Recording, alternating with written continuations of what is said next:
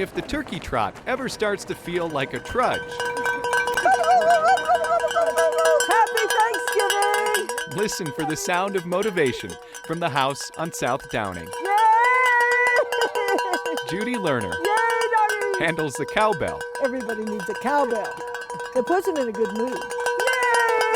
and the running commentary. Yay, some more turkeys! Some more pumpkin pie! Another turkey! A pilgrim! Yay, pilgrim! Yay, turkey! She and her husband Mark Robin! make sure runners stay hydrated. Free drink! Free drink! We have whiskey, water, Coke, Pepsi. Ooh, some scotch. Help yourself. Say when. Just a little more. Just a little, yeah, perfect. New friends are welcome. Woo, what a great day. Old friends always come back. Hey, you're the reason. Happy Thanksgiving. It's Thanksgiving tradition for Judy and her family. Hi, honey. How are you? Finding you. Tradition that started This is the best, as it turns out.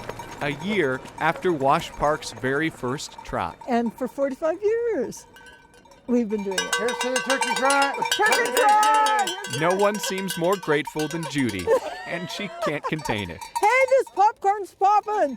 Yay! It's snowing!